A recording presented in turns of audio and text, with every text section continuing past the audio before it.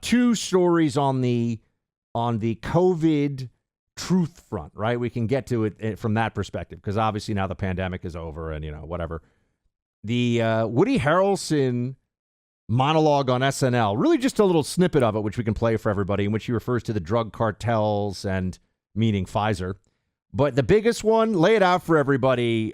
Energy Department under Biden says what about the origins of the COVID virus?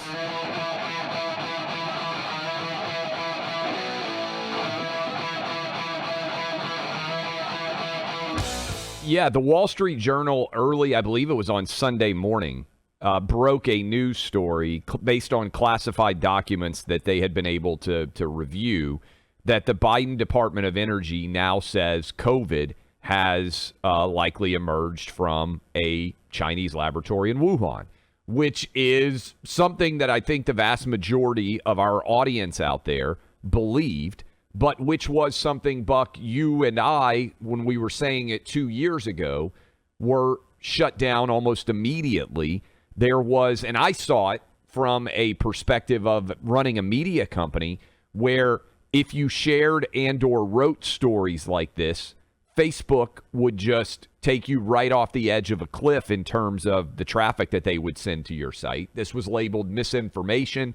I love the way that the Washington Post, for instance, which has all these idiot fact checkers, and I think it's important to remind people out there that when this show was accused of spreading misinformation, they were using places like the Washington Post as sources, and that when we invited, say, the Brookings Institute that had this story alleging that we had in some way been spreading misinformation to come on the show, as well as the New York Times, to tell our audience, hey, what have we been dishonest about? What have we been untruthful with them while discussing?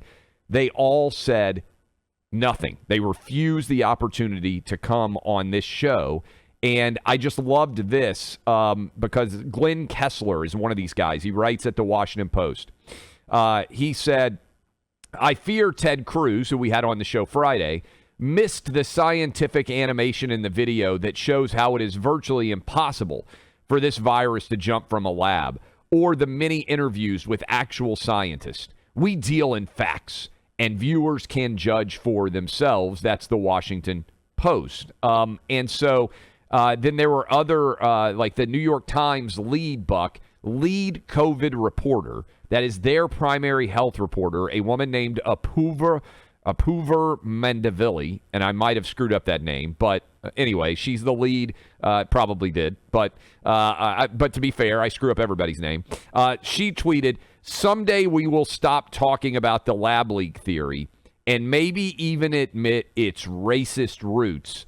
But alas, that day is not yet here." So not only were you not able to say what appears certainly now to be accepted truth in many parts even of the Biden administration, it was racist to say it. And Buck, I kind of wish we could go back in time and fight the battle over what we should call this virus, because I think we should have stuck with the China virus, because it came out of a Chinese lab and it may well have been manufactured. And the reason why this becomes so important is this goes to the essence of all those Rand Paul and Dr. Fauci battles that have been going on for years now. Not only did this come out of a Wuhan lab, if you look at all the data and analyze it rationally, in my opinion, but also Dr. Fauci helped to cover up the fact that our own taxpayer dollars were going through EcoHealth Alliance to this Wuhan virology lab, and that American taxpayers helped to facilitate this leak of this virus. And that's why he lied from the moment this all started, I believe.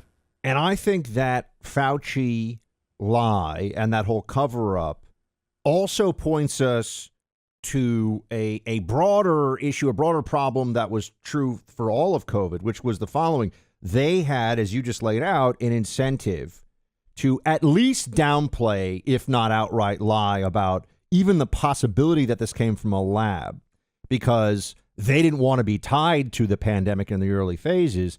The problem they then faced is the same people, and I mean the same people, go back and trace it to individuals, to news organizations, to scientists. Those same voices in the whole COVID debate who were telling you, shut up, it didn't come from a lab, were also saying, shut up and mask up, Get shot 1, get shot 2, get shot 5, get shot 7. Lockdowns aren't crazy. Their credibility would have been shot, so they had to continue to lie about the lab leak thesis. Not only, I think initially it was the panic over, oh my gosh, what have we done? But think about how many people would have believed the international scientific consensus, and you have to put that in quote marks because that shouldn't be a thing, or it's not really a thing, at least in terms of science. It is in terms of politics and scientists acting as politicians. The international COVID consensus would have been shattered much earlier on in the process if it was clear that, one, their recklessness, or at least the recklessness of some component of it, led to the virus in the first place, and two, they lied to everybody about that possibility. Their credibility would have been gone. Not only is their credibility gone on all these things, just remember all the things that have now been proven essentially to be lies. 2 weeks that we were going to shut down but would slow the spread, pretty much a lie. Masks, the fact that you needed all the 6-foot distance. There was a great thread over the weekend, Buck, where people were just posting pictures of all the ridiculous things they were told to do during COVID. And it made me angry, but also simultaneously just how is there any sort of legitimacy and no consequences? But they told us the vaccine would stop infection, would stop that it'd stop transmission, lies. Where I think all this goes is I think it's directly related to what's going on in East Palestine, Ohio right now, Buck. We have a crisis of confidence in our government. And so I don't blame people in East Palestine, Ohio, or in the surrounding community who don't trust the EPA now. When the EPA says it's safe to be in your home, oh, your kids can drink the water, there's no concerns at all. I don't trust the government, to be honest with me, because they've lied about all of those things that we just ran through surrounding COVID. And worse than that, Buck, there's been no reckoning. We need a Truth and Reconciliation Commission, honestly, where the government comes out and says, hey, we got all these things wrong, and owns it and admits to it, because until they do that, why would I trust anything anyone in Joe Biden's administration tells me? They've been proven to have been liars on the most important and consequential issue of this generation so far. Why in the world would I trust them to be honest with me on anything? And until you acknowledge the failures and the lies, I'm going to keep and with that same perspective. And I think almost everybody listening to us right now has that same perspective. It's almost when you hear the Biden administration tell you anything, I presume that it's a lie. It's a collective illusion, too. So many of these people went along with this because that was what they don't think of it as the herd, but it is the herd. They think of it as the smart people, the science people, and they would rather ignore this or even pretend like they weren't a part of the problem. The fact that you haven't had CNN anchors and MSNBC hosts and the New York Times newsroom write some or speak and say, we are sorry we got this so very wrong, we'll do better in the future, just goes to show you it was never really about what was true. It was always about what was politically potent in the moment and what allowed them to have control and power. Just think about the way all this would be covered if Donald Trump was still in office. I think that's one of the most amazing things to contemplate. Pretend that Trump was still president of the United States. The Washington Post, the New York Times, MSNBC, CNN, they would be leading the charge on all the heart-related issues from the COVID shot, everything potentially associated with the failures of COVID. They also don't have a sense of humor about it, Clay, which you can explain to everybody via the help of Woody Harrelson, who's actually been in some very good roles, I will say, when we come back here in just a moment. What did Woody Harrelson have to say about the vax on SNL? I saw Gina Carano, formerly of The Mandalorian. She's fantastic. Her Twitter feed is great. She's an actress, but one with a brain who is willing to challenge conventional authority, even if it sometimes might be willing and potentially costing her her job. She shared a clip of Woody Harrelson talking with Bill Maher, and I'm paraphrasing what was said and when she was sharing it, but it was basically like, I miss the days when old school liberals were super leery of big government, right? And were like, oh, I don't know that I trust everything that I'm being told. Whereas now what occurs is the people in Hollywood who are considering themselves to be super liberal, even hippies by and large, they go with the position of power. And it's really fascinating to think about in the context of, let's say, Vietnam, where the hippies were the people who were standing against the United States government and the war. Now the hippies are oftentimes, the left wing, saying, go get the shot, lock yourself at home, don't ever come out. It's strange. And Woody Harrelson seems to be an old school committed hippie, and he went on SNL. How does SNL, one of our writers at Outkick did a great thread on this, they don't do anything about Mayor Pete and East Palestine. They don't do anything about Joe Biden. I think they've only featured him 7 times in SNL since his 2-year tenure.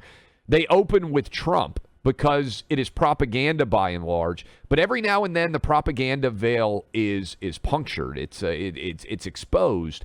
And that's what happened, I thought, with this 30 seconds that you're going to hear from Woody Harrelson in his monologue on SNL on Saturday night. Okay, so the movie goes like this. The biggest drug cartels in the world get together and buy up all the media and all the politicians and force all the people in the world to stay locked in their homes. And people can only come out if they take the cartel's drugs and keep taking them over and over. I threw the script away. I mean, who is going to believe that crazy idea? That was the only thing, and I watched the whole monologue, which I never watch SNL, but because of this, Clay, that was the only thing that really didn't get a laugh. And some of the other stuff he said wasn't funny, but, live audience goes, ha, ha, ha, ha, ha. They like to laugh along. Didn't see anything. Okay. I'm sorry. Didn't laugh at, didn't laugh at that at all, and laughed at everything else. And so you have to wonder, why is that? Oh, that's right. Because that entire audience basically is full of people who are like, that's not funny, because they're the ones who were fooled. Buck, and then almost immediately, again, one of the lines in Woody Harrelson's monologue is, the biggest drug cartels in the world get together and buy up all the media. Rolling Stone, Woody Harrelson spreads anti-vax conspiracies. Daily Beast, Woody Harrelson spews anti-vax conspiracies. HuffPost, Woody Harrelson rambles about weed, anti-vax conspiracy. Variety, Woody Harrelson's Saturday Night Live monologue makes COVID conspiracy jokes.